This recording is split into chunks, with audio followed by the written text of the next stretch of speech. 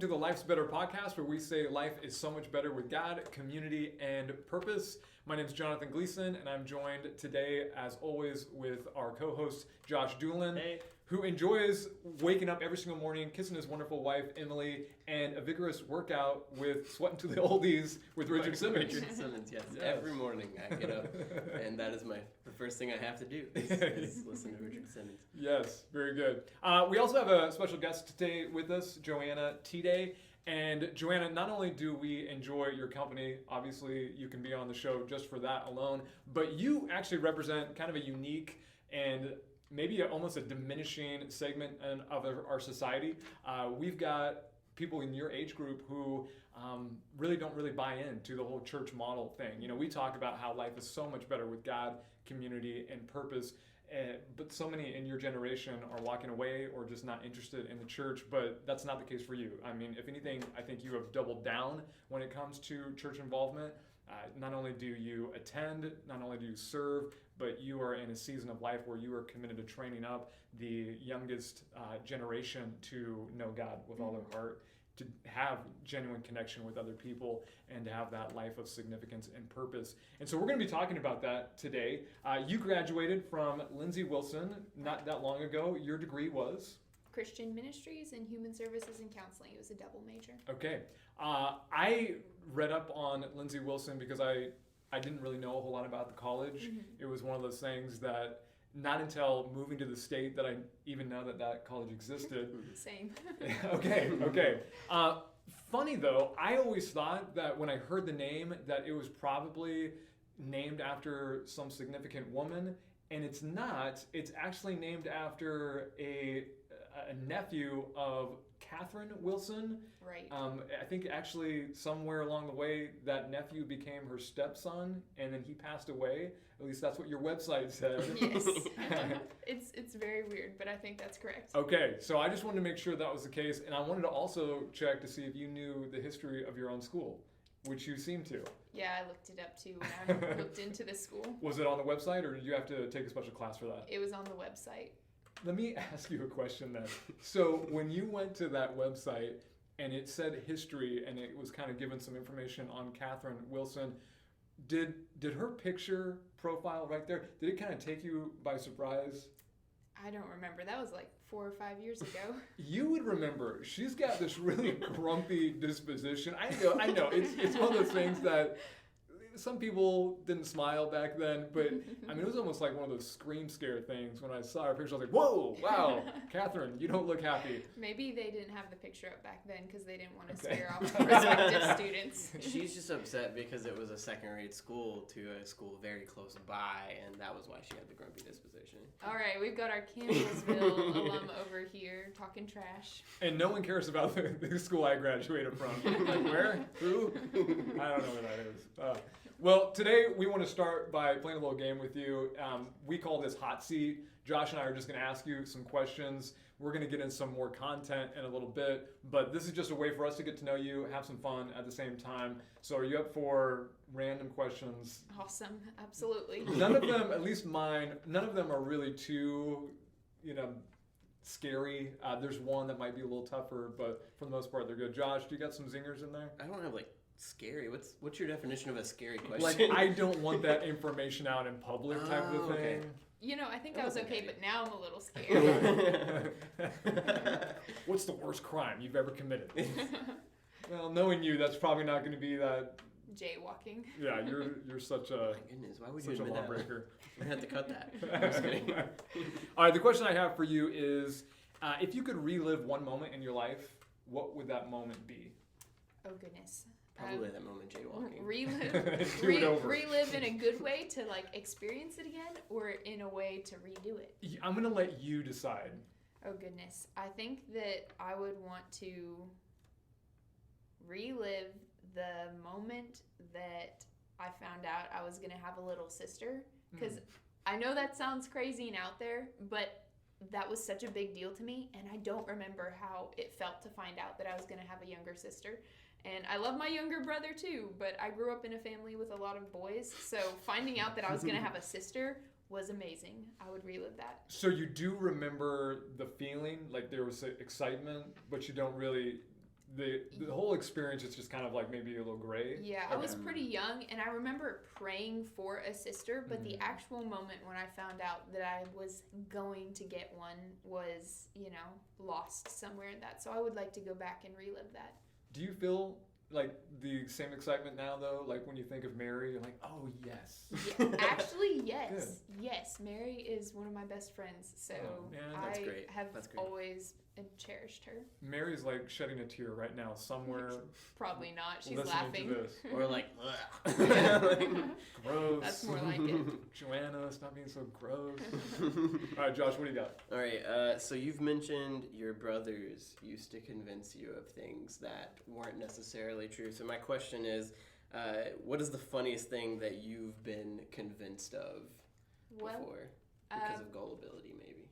When I was probably 7 or 8, my brothers and I were all out jumping on the trampoline, and I don't remember why. I remember that's where it happened, but they started trying to convince me that I was adopted, and they told me that my last name was really Maggot, and I don't know why I believed them, but I did, and I ran inside crying to my mom, and I was like, Mom, they told me I was adopted and that my last name is Maggot, and she's like, no, honey, you're not adopted. They were just teasing you. And so that is one of the major lies that I fell for. Oof, that one. Now, how old were you at this point? Yeah.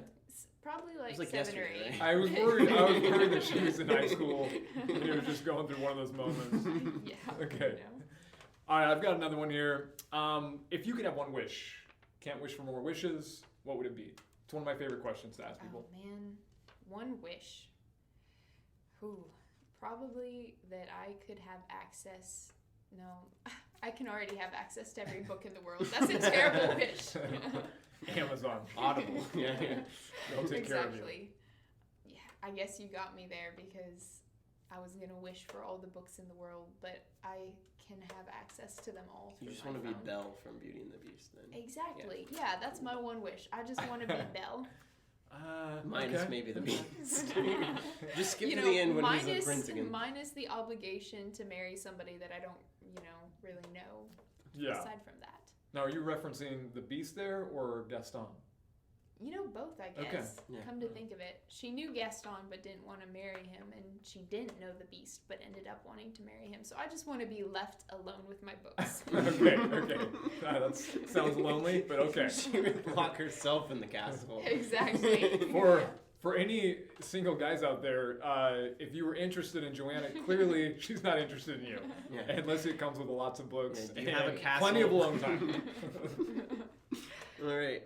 My next one is and this is actually one that I had to get online because I'm bad at coming up with these questions, is what fictional character would you be best friends with in real life? And it sounds like Belle might be already your answer, but... Belle. But I think also I would really probably get along very well with, goodness. My mind, it's already going to Disney princesses because I love Disney so much. So I think probably Cinderella and I would get along because she's just a very sweet, kind, gentle person. And I really love being around sweet, kind, gentle people. So, Belle and Cinderella would be that trio. Cool. I like those. Yeah. All right. What's the most embarrassing thing that has ever happened to you? Yikes. This was the tough one that I was telling you about. Man, there have been so many moments in my life.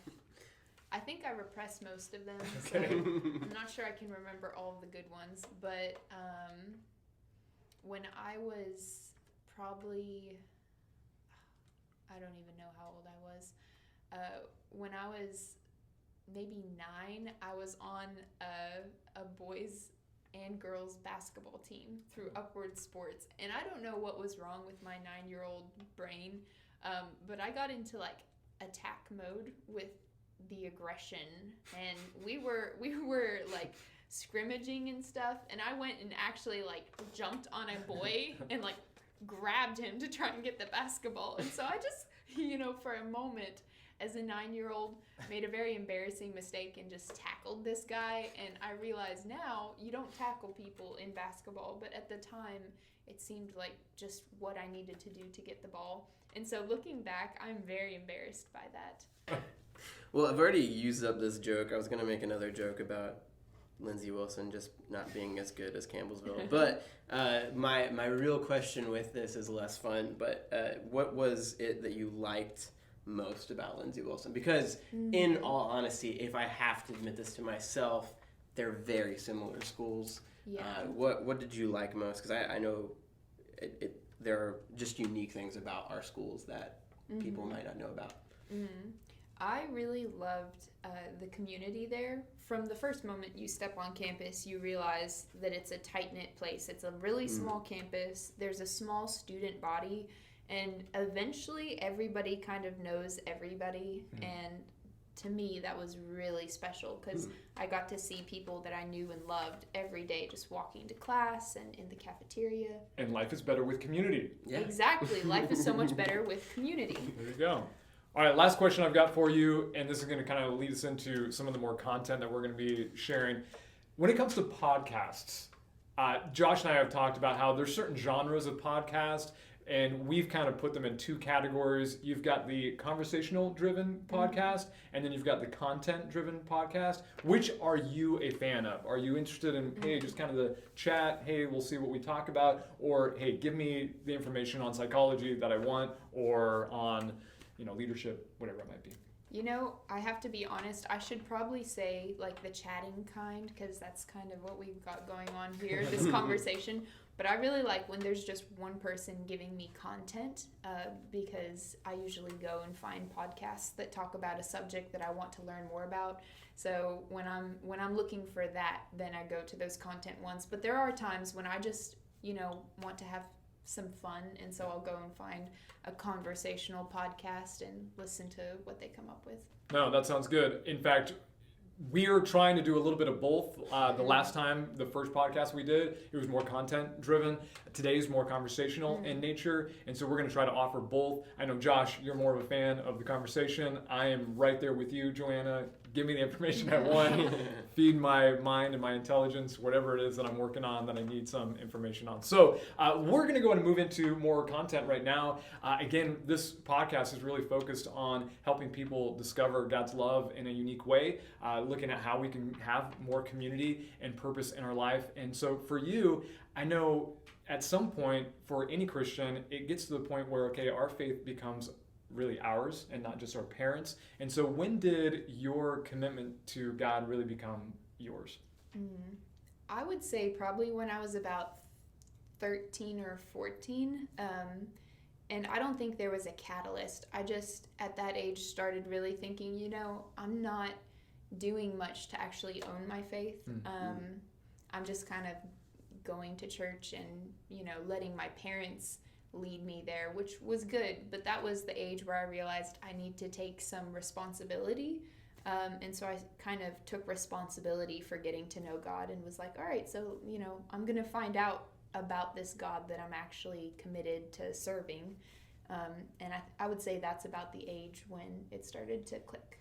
So what were those steps that you did take then, even at that young age of 13, to say, okay, I need to do this, and this is actually how I'm going to do it? So I think that the obvious one that occurred to me was, hey, I need to take time every day to be reading my Bible and to be praying. And so from age 13 or 14, I started trying to set aside a time every day. And I played around with, different times and formats and stuff, but that was really kind of the first step that I took towards, owning my own faith and stuff like that. And it was really transformational for me. Yeah, no, it's good. I know one of the things that we all love about you is the fact that it does seem, to us that you have an intimacy with God that, I know I've shared this with you a few times, that even just your prayer life, you can just tell that there is a connection that not everyone seems to have. And so at age 13, that began with, hey, I'm going to spend that time in the morning with God. What are some of the rhythms that you now have that are continuing to develop that love relationship so that things don't get routine, things don't get stale?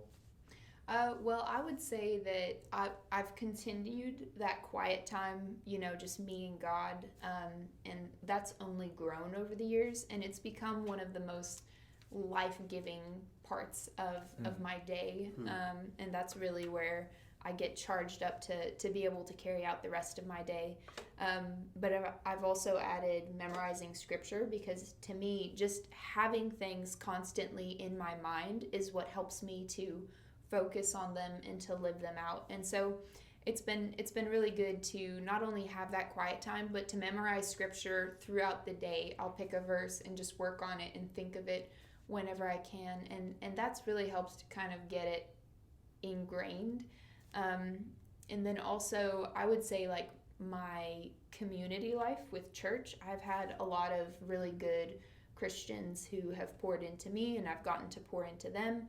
And so, getting to come together and worship and learn has been a really big part of that. So those three things of making sure that my personal time with God is intact, and that I'm praying and meditating on scripture throughout the day. And then also, coming together and getting recharged by being with other Christians. Yeah. Those are rhythms that have just really helped me out. Pressure's on. What verse are you trying to memorize right now? And we want to hear it. Okay, it's Colossians 3:10 and 11, and it says, oh goodness, how does it start? You threw me under the bus. It's and as you, I feel like I'm in grade school again. It's, put on your new nature and be renewed as you learn to know your Creator and become like Him. In this new life, it doesn't matter whether you are Jew or Gentile, circumcised or uncircumcised, barbaric, uncivilized, slave or free. Christ is all that matters, and He lives in all of us. And the reason I picked that verse was because I just love the idea of that renewal of who we are, and then also just like, it doesn't matter what your past is or where you came from, Christ is all that matters. Yeah, we're all equal at the foot of the cross. Yeah, exactly. What translation was that? New Living Translation. Okay. Yeah, it sounded a little more hip than the version that I'm one's used easy. to. Yeah. Let me also ask you, and this again kind of has to do with that God aspect, that life is just better with Him. But let me ask you, what would you say really to those who are interested in this idea of, hey, life being better with God? Yeah, it sounds intriguing, but they're just not there yet. What would you say to encourage them, or maybe even move them forward? I would say, God really wants to be discovered. He really wants to be found. And so if you're in the process of exploring Him, just keep exploring, because I believe that you'll start to learn more and to be able to see more the deeper you look. And so it's really about just getting into the process, because when you talk about like seeking God and kind of feeling it out, I think that's a process where we're all locked in for our entire lives. Because we never really quite get there. If you read me, we never really get to that end goal. And so it's really just about getting into the process of exploring, and then I would say also being true to what you find out, because I know that sometimes we find out information about God that calls us to action, and then it's up to you to either decide if you're going to act upon it or if you're just going to ignore it. And so those two things of just, get into the process and continue exploring, and then also act upon what you find out are two things that I think you should keep in mind as you're seeking God. Yeah. I'm going to, again, make it a little tough on you. When it comes to the obedience side that you just talked about, that acting on, maybe in the last year, has there been anything where you wrestled with God a bit, that you felt there was a calling and you're like, no, I would rather not have that in my life. I'd rather not have to do that or say that to a friend or whatever it might be? I would say, honestly, just this job as the children's director, I definitely wrestled with God a little. There was some back and forth and just some uncertainty and fear even. and God really had to deal with me in that area. So I would want say to work that's with Josh and Jonathan. absolutely, that was the Then they're number gonna one. make me do this podcast, and Yeah, that would have been a deal breaker. If she only knew. In fact, I'm gonna go ahead and kind of drill down into that a little bit. For those of you who are listening or watching and you're not sure exactly the relationship that Joanna has with Josh and I, she is taking the position of children's director here at our church. And when we first offered you the position about this time last year, you turned us down. You said no. And then I continued to ask every so often, hey, has anything changed? Anything changed? And then around May, you said, yes, it's changed a bit. What was it that caused that shift to take place? Well, I would say it happened on a couple of different levels because last year I really had no idea where I would be going to grad school. I didn't even know if I would be in state for my graduate studies. And then also, I don't know if I've really told you this or not. When I was first offered the position, it kind of felt like I had to choose between doing this or doing grad school. And that wasn't something you communicated. That was something that I think in my own mind, I was like, no, if I'm going to do children's ministry, I'm going to go all in. I can't be trying to balance grad school too. But then God kind of worked things out, and you talked about it and gave me more information and told me, that you'd be willing to work, work things around however I needed. And just knowing that I had flexibility here, and that this was an option, that I could do this and continue my studies, that was a big deal. But then also there was definitely a heart level shift, because when I first thought, I could actually do this as my job, then I was like, there's no way. Like, I started listening to a lot of different lies and fears that I had, including, you're not good enough to do this. Like, they need a real children's director, and you're not a real children's director. You don't know how to do this. And then I also, was just listening to things like, you're too busy. You're not going to be able to have the wisdom it takes to lead kids and to grow them. And so I just kind of bought into those fears, but then God started working on me and bringing me through that process. And I also realized that I had gotten so overwhelmed and fatigued by going to school and working other jobs in addition to doing children's ministry here, that I was just very out of balance in my life and didn't really feel like I was enjoying almost anything that I was involved in a way that made me want to do more of it. And so once I got that balance back, I started realizing how much I cherished this, like what I was getting to do and the kids that I was getting to work with. And so once I realized that I could potentially lose the ability to just be with the kids every Sunday, I was like, man, I really love that. I want to continue that. So those were a couple of the different levels and things that were going on throughout that whole decision-making process. Yeah.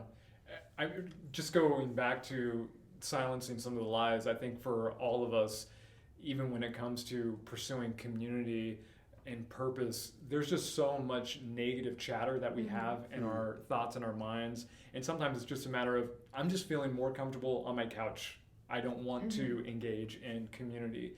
And in reality, I mean, look at research. Research tells us, no, your life will actually be happier off of the couch. Doesn't seem like it, seems counterintuitive, but it is a better life engaging with people. God has designed you for that. How did you begin to silence those lies or allow God to bring truth to your heart and your mind to get you to that choice? That's a really good question. Yeah. Yeah. I think everyone can relate to, like you said, having those lies and those fears in their life. And so what I realized was I was not the only one dealing with doubt in my life. And I started talking to God about it a lot. I was, just constantly going before him and saying, hey, God, is this something you want me to do? Are these fears, are they legitimate hesitations, or are they doubts that I need to let you silence? And so doing that really helped, just talking to God about it a lot. And then I also talked to a lot of other Christians and people that I trusted. Because I think that sometimes we lose perspective and we just need to hear from somebody who's a little further away from the situation than we are. And so getting to talk to God and then to people, and then also to do a hard evaluation of my passions and my gifts and abilities. Because I think that point where your passion converges with your gifts is a good spot to be. And so through doing those things, I was able to realize that some of those doubts, like, hey, you're not good at this, that was a lie. And things like, people don't really want you to move into this position, through talking and examining that, I was able to say that's a lie. And just kind of one by one move those to the side and, let God silence them. Yeah, oh, that's really good. So that's really cool because I know a lot of friends my age have very similar stories to that, where when they're called into a position or they are asked about, hey, do you want to do this? Our first instinct is, we can't do that. Like we're barely out of that age where we had somebody like that pouring into us, and how can I attain that? And so I remember there's a specific person who spoke that. And they were like, no, we see that ability and talent in you. Who do you want to give a shout out? Who was that person to you, and what did they say? Well, I would say that, honestly, you both were people who, specifically in this case with, the children's director position, were speaking that life into me of, hey, no, we see this potential in you. We think that you can do this. And so that was really good. But then also my family, my mom and my dad, and especially my younger sister, I talked to them a lot about it. And they were really like, no, Joanna, we see how you love this and how, you're excited about it and things like that. They really spoke that into me and made me believe that, I could push through all of those doubts and come out on the other side. Yeah. So great question.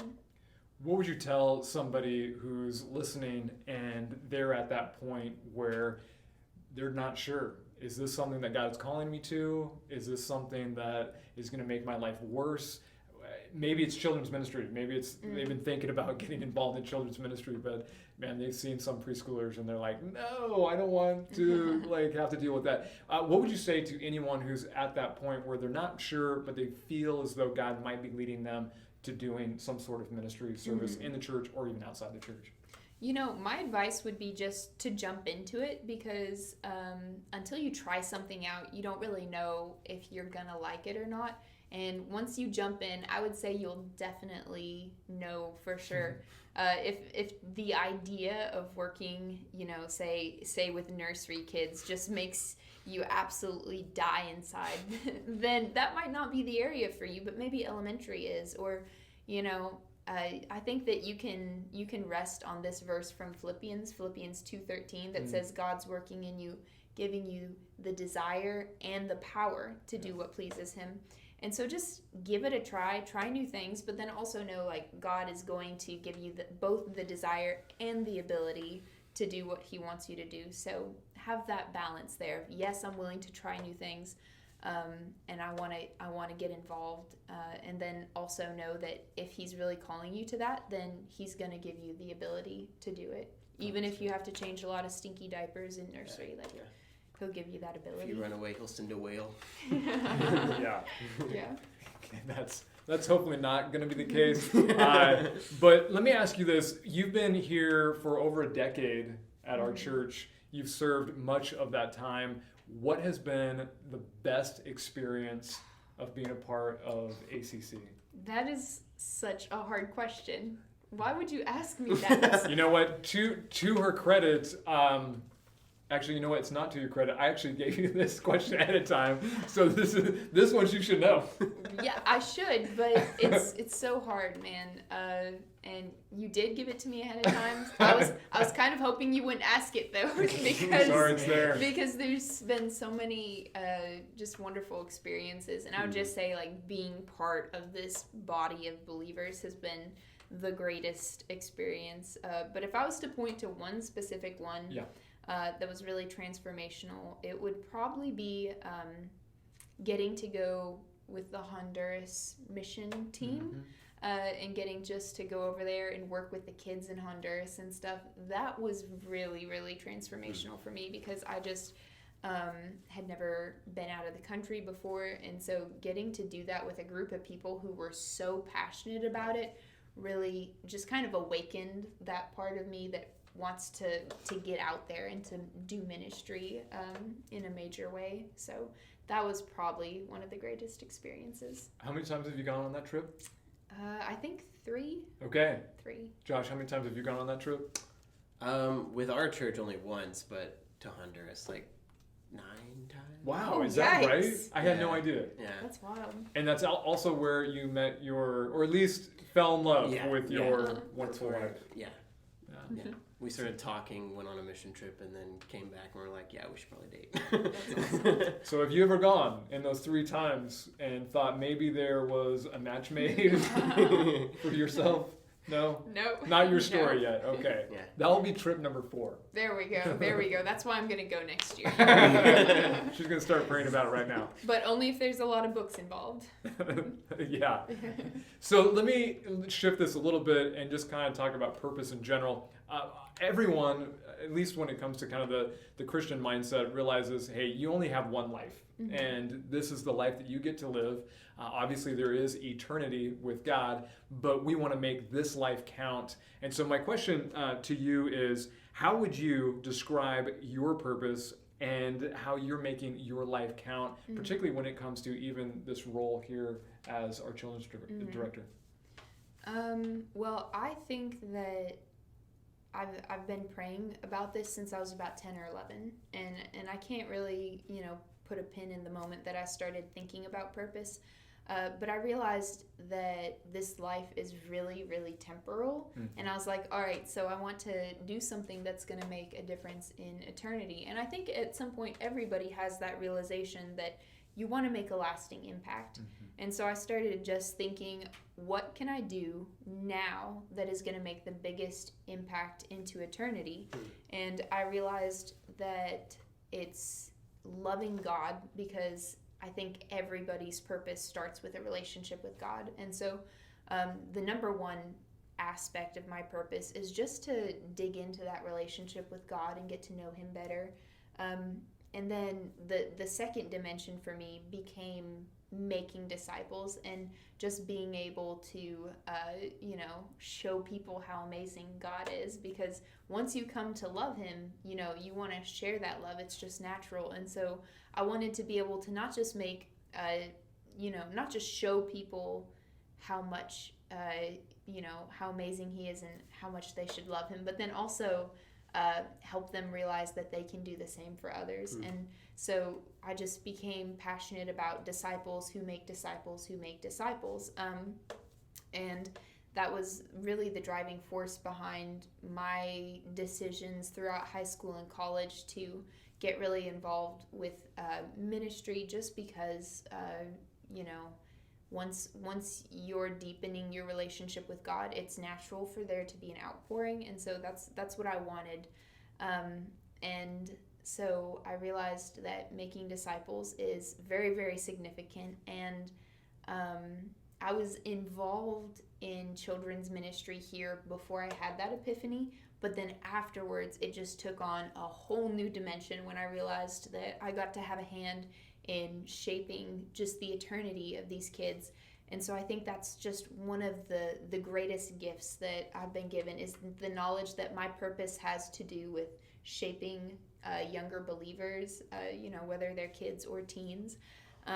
But just shaping them has become part of my purpose. And I would say to anybody who's trying to examine that area of like kids ministry and stuff, that it really makes an internal impact. Because I've shared before with you guys that there have been people in my life who didn't even realize, here at this church, people who didn't even realize what a difference they were making in me. But the fact that they came alongside me and discipled me when I was in elementary school even, really made a difference that I am still feeling the effects of today, just of, pushing me towards that growth.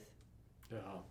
If there's someone listening right now who is at a point where they're maybe not really sold on what their purpose is, or maybe they've moved in a direction, but it's so not what they thought it was, and there's a lack of satisfaction in realizing, gosh, this can't be all there is. What would you say to encourage them as they continue to pursue purpose and significance? Well, I would say that first off, sometimes we get career and purpose confused. And so no matter what your career is, your purpose, I think, stays the same of, relationship with God and relationship with others, and seeking that meaningful outpouring in life. And so I think that if you're in a place where you're dissatisfied or you don't quite feel like you've reached your purpose yet, first off, look around, because you've been planted in that place for a reason. And so I would say first check and see if maybe you're in the right place but with the wrong mindset. So if you can examine your mindset and open your eyes, you might realize that you're actually where you're supposed to be. You're just not doing it the way you're supposed to be doing it. So, for instance, if you're stuck in an office where you just feel like you're not really getting the opportunity to minister, you might just look around and try and find more creative ways to minister to your coworkers. Your first ministry is to your family and to your friends and to your coworkers. And if you can find a way of pouring yourself into that, then I think that there's a lot to discover in there about purpose. But then sometimes you do have to make that move to a different place, or, just something in your life that you have to change. And I would say when that is the case, that you should definitely talk to God about it and just really try to listen and focus on where He's leading you. And then, like I said earlier with my decisions, talk to other people and see what they're saying, if they agree, or just get counsel from others. In Proverbs, it talks all the time about the wisdom of seeking other people's counsel. So I would say if you're in a season where you need to move, do that. And then also, once you've got that perspective from God, start looking at where you're interested in digging in and where your passions are leading you, and what purpose you really want to fulfill. So I would say do that, because when you start doing those things, you are so much more able to identify your life's purpose and just what makes you tick. Yeah. No, those are great answers. I appreciate those. I've got 2 questions. Josh, I don't want to throw out my last 2 without giving you more time. No, you got it. So first of all, you are in this position of children's director. You've got some plans. You've got some insights as to what this next season is going to look like. Want to share anything exciting that might, for any parent who's listening, actually get them pumped for what we're doing here? Yeah, absolutely. So there is a lot of different stuff that I would love to do. Like I mentioned before, just my heart for the ministry is to find more and more ways of training kids to absolutely love Jesus. Because I think once they have that love for God, a lot of the other things that we're trying to do will fall into place. And then we've talked about it a lot, of the idea of family discipleship and how you can make those connections at home. So if you're a parent watching, just know that, we are looking at ways to get resources into your hands, and just ways to equip you to be able to carry out discipleship in your own home. And then, we've also talked about, mentorship in our kids program. And so we're looking at ways to maybe put something in place there to have a specific program, because we all know that mentorship is one of those ways that kids can really grow continuously. So those are a couple of different things that we're thinking about and we're looking through. Yeah. And I think that the future is really bright. So yeah. Absolutely. This one's a challenge to parents. Hopefully you'll have a challenge for them. It's one of those things where it's easy to kind of listen and be like, oh, Joanna's so great. She's doing such a great job. We're really glad that she's in this position. But for any parent, whether you are already connected to our church or not, there are areas in your sphere of influence, your little ones, that you can, or if you've got teens, that you can continue that discipling process. And so I want to ask you, what challenge would you give parents who are listening right now? I would say I have both a challenge and an encouragement wrapped up in one. Lead by example. Your kids are noticing what you do, and they want to be led by you. And so if you are showing them the way, then I think that they're just going to naturally gravitate towards whatever you're laying down. And that's also an encouragement, because it means that once you put those things into your life, those rhythms of, just living and leaning into God and then into service and community, once you do that, like, that's the hardest work. And when that's done, when you have, a great relationship with God that you're continually pouring into, and just a place of community and a place of service, then your kids are going to, like I said, gravitate towards that. And so it can be difficult if you don't have any of those things already in place, but that's, again, that process that you have to get into. So really my encouragement is that your kids really want to be led. They want to grow spiritually, and they might not realize that that's what they want, because they can't articulate it. But even just looking back on my own childhood, I remember watching my parents and the things that they put in place to make sure that their own life was full of God and community and service, and the way that began to lead me towards that, towards a life full of those things, was very, very impactful. Yeah, absolutely. Well, on that note, obviously, we say here that life is so much better with God, community, and purpose. You've seen it modeled in the life of Joanna, and as parents, or even those who are single, as it's a truism, and we want to encourage you all the more to live those things out. Until next time, God bless, and hopefully we'll see you in a couple weeks. Bye.